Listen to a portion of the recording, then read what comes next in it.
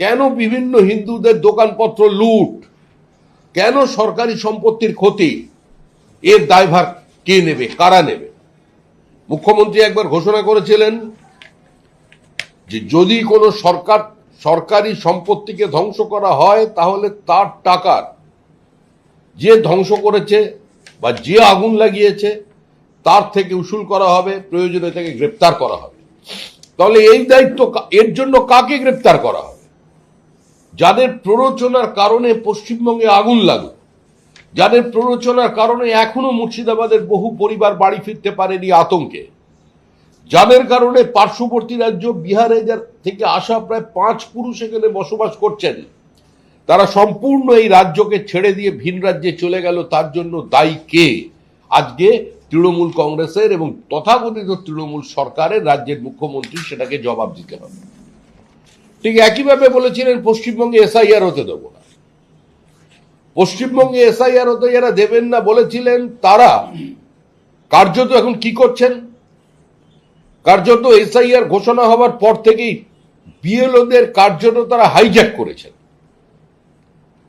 সমস্ত জায়গায় পুলিশের সহযোগিতায়, সাইবার সেলের সহযোগিতায় একদিকে পুলিশকে দিয়ে বিভ্রান্তিমূলক প্রচার করা হচ্ছে সিএ এর নাম রেজিস্ট্রেশনের ক্ষেত্রে, আর অন্যদিকে পার্টি অফিসে বসিয়ে, পঞ্চায়েত অফিসে বসিয়ে বিএলওদের ভুল তথ্য, মিথ্যা তথ্যকে আপলোড করিয়ে দেওয়া হচ্ছে। বাবার বয়স 72, ছেলের বয়স যদি অঙ্ক কষে দেখা যায় ছেলের বয়স হচ্ছে 75। এই দৃষ্টান্ত আসছে সামনে। এক ব্যক্তি অতীতের রেকর্ড অনুযায়ী দেখা যাচ্ছে 3 সন্তানের বাবা, এখন তিনি 13 সন্তানের বাবা হয়ে গেছে। বাবা ভাড়া পাওয়া যাচ্ছে পশ্চিমবঙ্গে, শ্বশুর ভাড়া পাওয়া যাচ্ছে পশ্চিমবঙ্গে, শ্বশুর থেকে বাবা হয়ে যাচ্ছে। আমরা পশ্চিমবঙ্গে যাত্রা দেখেছিলাম বাবা কেন চাকর, এখন নতুন যাত্রা আসছে নির্বাচন কমিশনের পরিচালনায়, জানি না কার পরিচালনায়, যে শ্বশুর কেন বাবা। এই হচ্ছে পশ্চিমবঙ্গের বর্তমান চিত্র। বিভিন্ন হোয়াটসঅ্যাপে বিভিন্ন গ্রুপ করে বিএলওদের কাছে তৃণমূল কংগ্রেস নির্দেশ পাঠাচ্ছে যে এখন পর্যন্ত যা আপলোড করে দেওয়া হয়েছে, কিন্তু সমস্ত ফর্ম জমা নিতে হবে, মৃত কোনো ব্যক্তির নামকেও বাইরে রাখা যাবে না, তাকেও আমরা ভোটার লিস্টে রেখে দেব। এই পরিস্থিতি তৈরি হওয়ার কারণে আমরা আগামী সপ্তাহে সমস্ত নথি নিয়ে আমরা নির্বাচন কমিশনের কাছে, জাতীয় নির্বাচন কমিশনের কাছে যাব।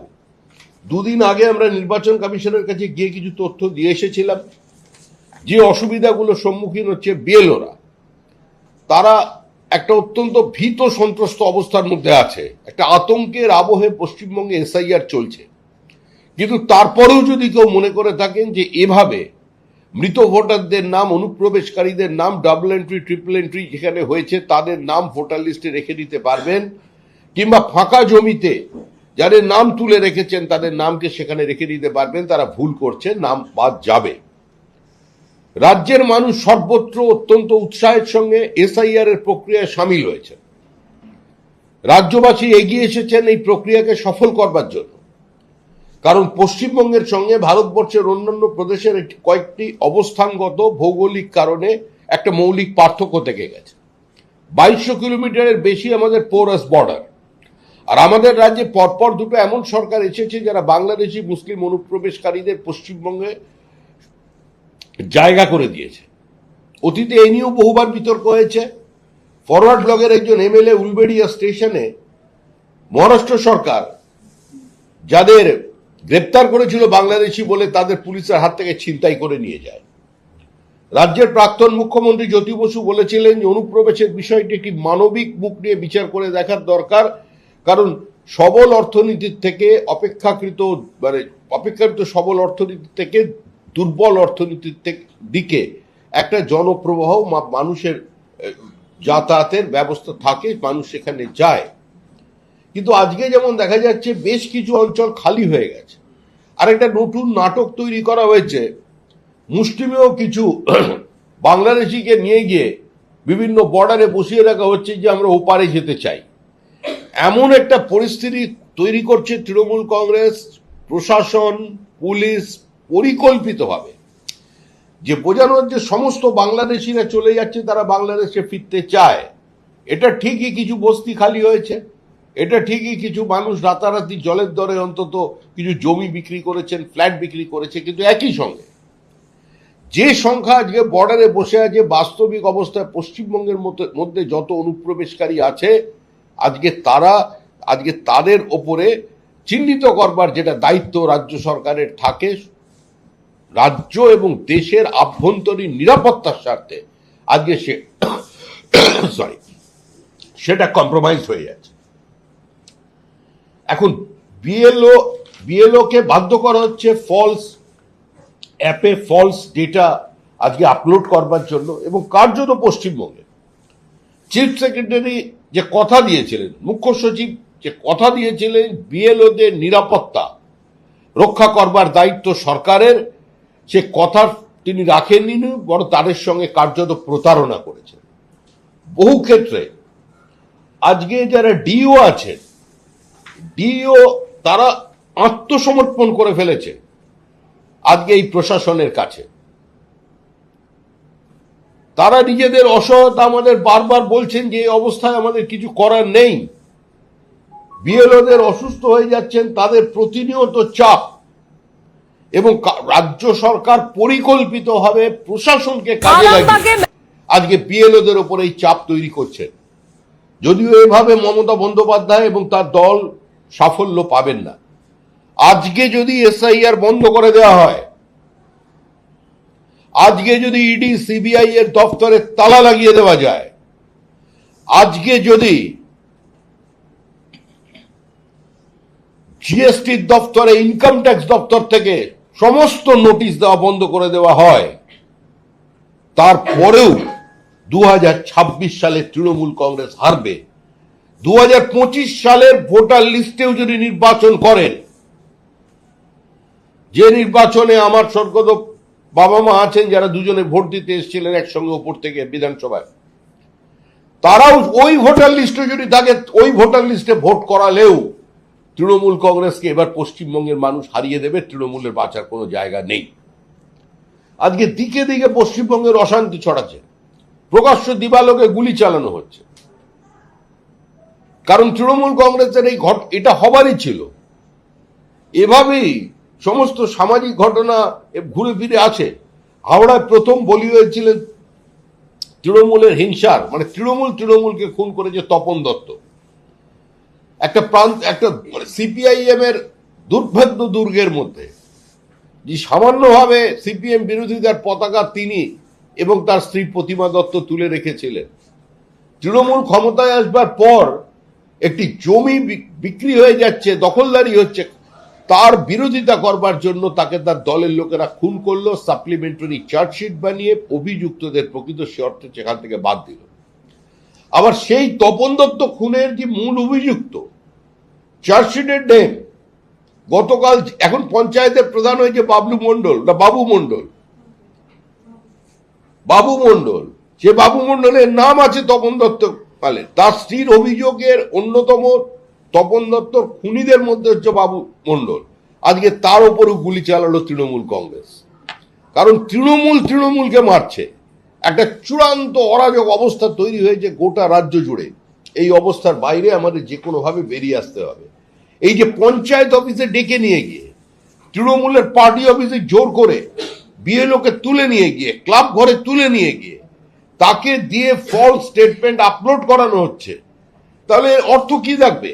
এরপরে যখন রিভিউ হবে, এরপরে যখন এর বিশ্লেষণ হবে, তখন এই নামগুলো বাদ যাবে, এবং ওই মিথ্যা তথ্য পরিবেশ আপলোড করবার কারণে সরকারি চাকরি করা কোনো স্কুল টিচার যিনি বিএলও হয়েছে, সে তো সম্পূর্ণভাবে সাসপেনশনে চলে যাবে, 1 বছরের জেল হবে, তার চাকরি যাবে।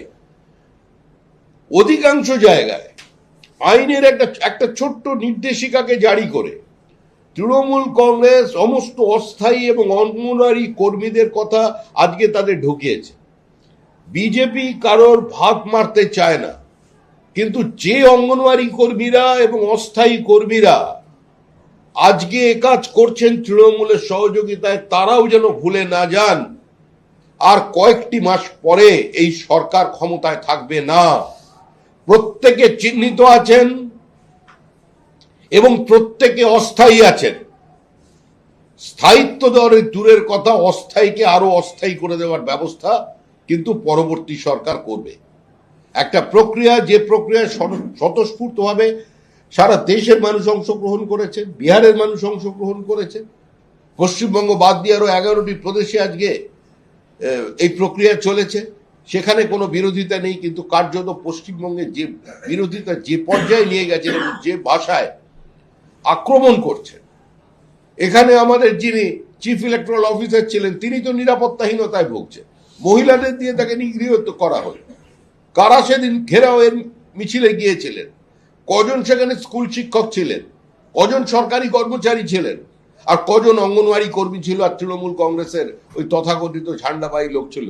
সেটা সকলকে চিন্তা করতে হবে। অর্থাৎ আজকে যে যেখানে খুশি প্রতিকারের জন্য যেতে পারেন, সুপ্রিম কোর্টের দরজা খোলা আছে। আমরা আমাদের মতো করে এই প্রক্রিয়ায় অংশগ্রহণ করেছি। আমরা আমাদের মতো করে 13,25,000 নাম আমরা অনেক আগেই নির্বাচন কমিশনের কাছে দিয়ে এসেছি। আমরা আমাদের কর্মীরা এখনো ডাবল এন্ট্রি, ট্রিপল এন্ট্রি যেখানে আছে সেগুলোকে নিয়ে আসছে। আমাদের নতুন তালিকা তৈরি হচ্ছে। আবার সেই তালিকা আমরা আগামী সপ্তাহে দিল্লিতে ইসি অফিসে জমা দেব। কারণ পশ্চিমবঙ্গে যে পরিস্থিতি তৈরি করে দিয়েছে তৃণমূল, এখানে চিফ ইলেকট্রাল অফিসার সুস্থভাবে কাজ করতে পারছে না। এখানে তার তৈরি করা যে ইনফ্রাস্ট্রাকচার আছে, সেই ইনফ্রাস্ট্রাকচার তৃণমূলের কারণে, সরকারি সন্ত্রাসের কারণে আজকে তারা একটা অসহায় অবস্থার মধ্যে আছে এবং বহু ক্ষেত্রে তারা আত্মসমর্পণ করতে বাধ্য হচ্ছে। তবে একটা সুস্থ, স্বাভাবিক, আধুনিক পৃথিবীতে একটা রাজ্যের ভোটার লিস্ট তৈরি হবে, সেটা ভারতবর্ষের অন্যান্য প্রদেশের থেকে আলাদা হবে, এটা তো কাম্য নয়। পশ্চিমবঙ্গ পশ্চিম বাংলাদেশ হতে যার বেশি দেরি নেই, সেটা তো প্রমাণ হচ্ছে। কে আবার বলছে বাবরি মসজিদ তৈরি করে দেবে? আরে ক্ষমতা থাকলে করে দেখা, বলে লাভ কি? রাজ্যের মুখ্যমন্ত্রী কোনো বিবৃতি দিচ্ছেন না। আগে তো 6ই ডিসেম্বর মিছিল করতেন, এখনো পর্যন্ত মুখ্যমন্ত্রীর তরফের কোনো বক্তব্য আসেনি। তার অর্থ ধরে নিতে হবে এটা মুখ্যমন্ত্রীর এজেন্ডা, তৃণমূল কংগ্রেসের এজেন্ডা। অর্থাৎ তৃণমূল কংগ্রেস বাবরের সঙ্গে, তৃণমূল কংগ্রেস আবার বাবরদের আনতে চায়। আর এখন তো বাবরদের দেখতে পাচ্ছেন বাংলাদেশের ওপারে বসে আছে। কত শিল্পী, সাহিত্যিক, কবি, চিত্রকার, চিত্র পরিচালক, চিত্র তারকা, কি ভালোবাসা! এরা যাচ্ছে, ওরা আসছে, একসঙ্গে ছবি, একদম মানে ভালোবাসা উঠলে উঠেছিল। কোথায় গেলেন গৌতম ঘোষ? বিবৃতি আছে কোনো? ওদিকে শিল্পীরা আক্রান্ত হচ্ছেন, আর একজন নায়িকাকে তো এখানে রেখে দিয়েছেন, বিভিন্ন মঞ্চে এখন আলো শোভা করে তিনি যাচ্ছেন, একদম সুশীল সমাজের প্রতিনিধি হয়ে গেছেন। একবারও প্রতিবাদ করেছেন ওপার বাংলায় যে আমাদের ঘোষ বোস দত্তমিত্রদের উপর আক্রমণ হচ্ছে, মন্দির ভাঙছে, বলপূর্বক ধর্মান্তকরণ করা হচ্ছে, হিন্দু মেয়েদের মানে জোর করে বিয়ে করা হচ্ছে, 40 ঊর্ধ্ব মহিলাদের তুলে নিয়ে গিয়ে আবার 15 দিন পরে ফিরিয়ে দিচ্ছে, প্রতিবাদ করছেন এখানে। তো সেইটা পশ্চিমবঙ্গে হতে চলেছে। মুর্শিদাবাদ তার প্রমাণ।